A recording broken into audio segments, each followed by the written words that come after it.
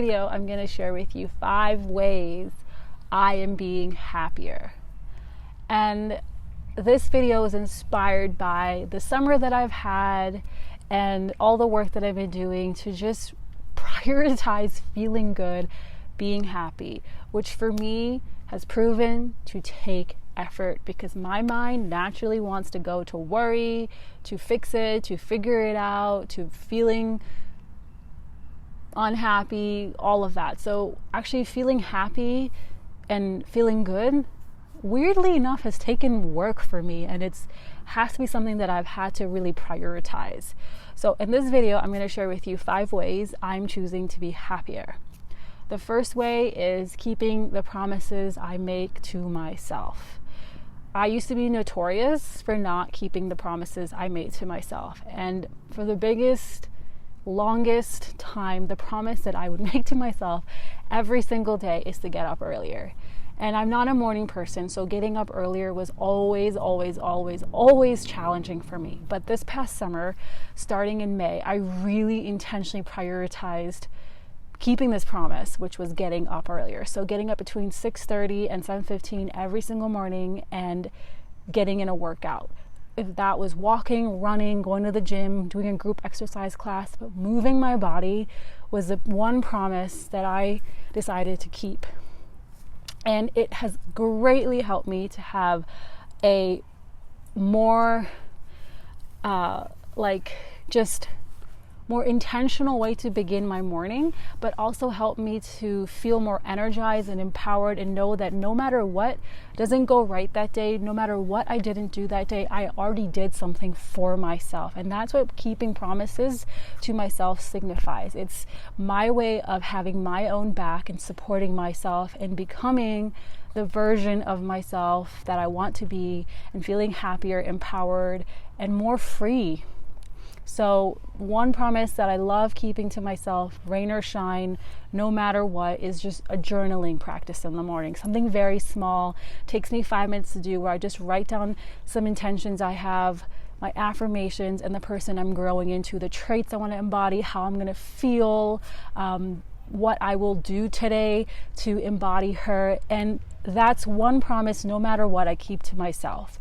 And by doing this continuously for the past 4 months, it's helped me to improve my relationship with myself. It's helped me to feel like I have my own back. It's helped me to feel like no matter what, that this is something I do and I give to myself. So essentially it just makes me feel good, and I've just continued to do it. So number 1, keeping promises to myself. The next one is super basic, but I know you've heard me talk about it so many times in all of my other videos, which is watching my thoughts. I reread A New Earth by Eckhart Tolle this summer, and watching my thoughts has been something that's been proven to be challenging because we so become identified with our thinking. Instead of becoming the observer or becoming the watcher of our thoughts, we intrinsically think that what I think is who I am versus what I think is me being the awareness that is observing it. So really practicing that has been really helpful for me.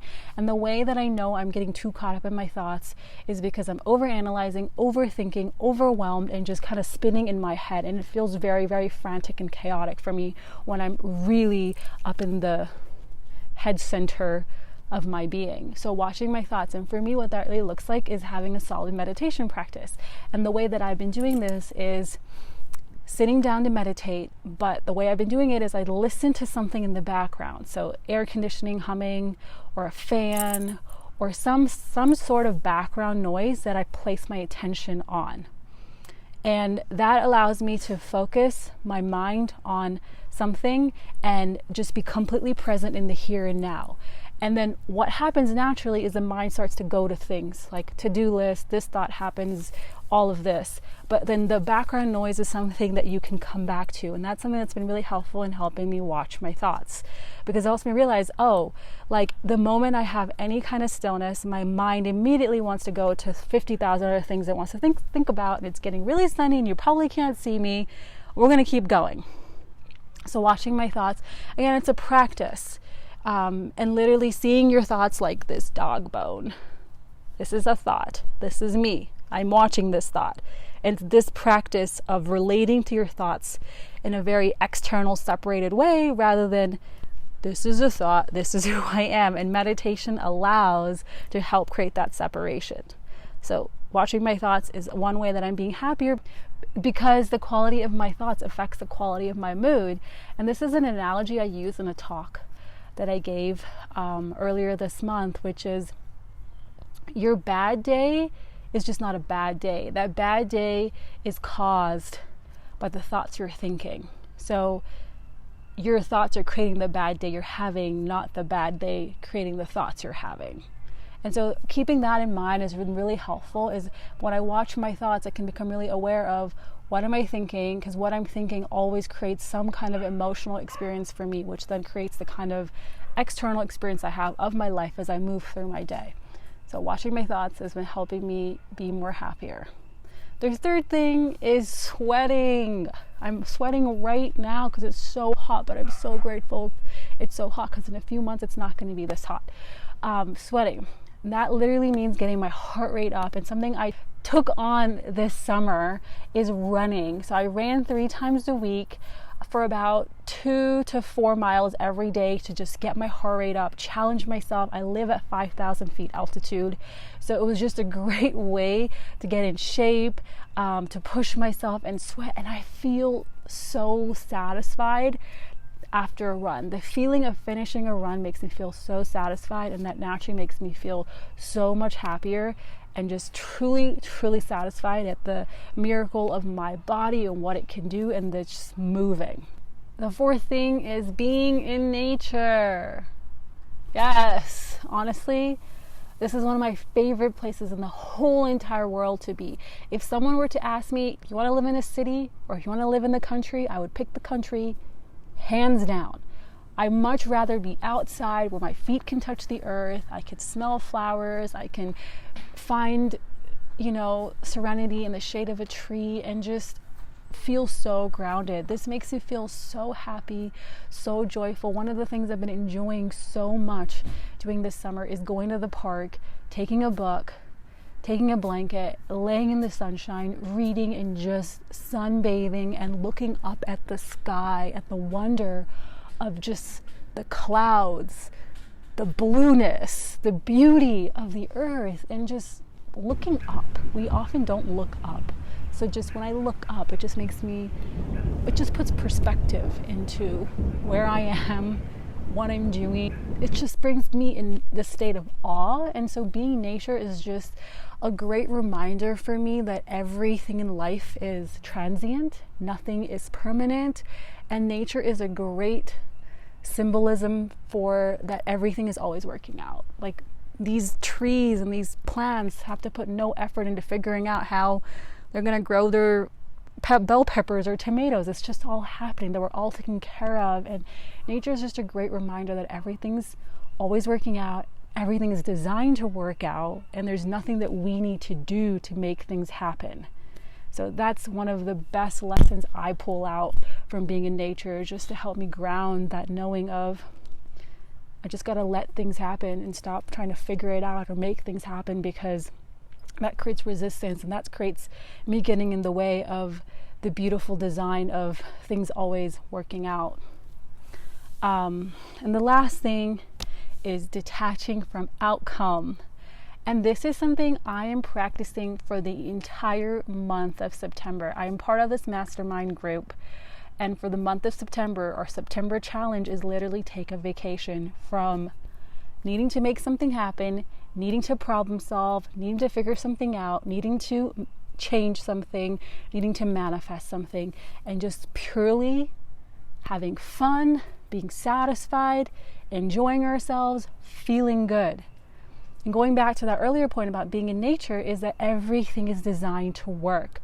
We aren't doing anything to make the sun rise or the grass grow or our heartbeat or our hair grow or our voice come out of our mouth. It's all just happening.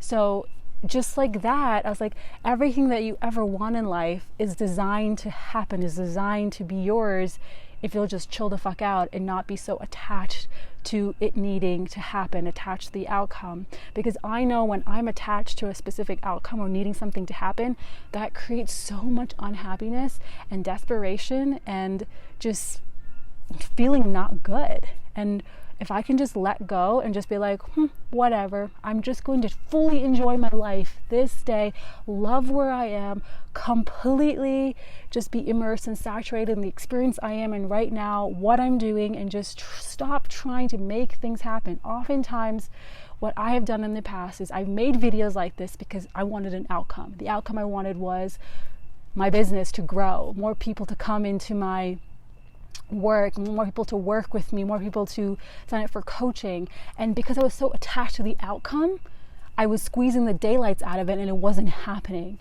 And so one of my intentions is to just do things that I feel inspired to do without needing an outcome or a result, and doing it for the pure joy of it. So the reason I'm sitting down and making this video and sharing the 5 ways I'm being happier is because of the process of just filming. Being out here talking to you guys is just, there's so much joy in doing this for me, and just putting all of this together and editing this video and then eventually uploading it to YouTube. That just the whole process is the purpose for me, and really detaching from the outcome of how many views it's going to get, how many people are going to comment, how many people are going to like this video, how many people are going to be served or helped by it, but just allowing it to be the process of making this video and just sharing 5 ways and being happier. And this is a practice I'm doing this month, this September. And that literally means detaching from outcomes and doing things because it feels good, you feel inspired to do it, and because you just want to enjoy the process of filming, writing, speaking, making, creating, doing whatever it is that you feel so inspired or moved to do. So those are the 5 ways I'm being happier. Share with me in the comments what's one way you're choosing to be happier, or one thing that you do that makes you feel happier. And I'd love to know. And wherever you're in the world, beloved, have a blessed, beautiful day, and take care.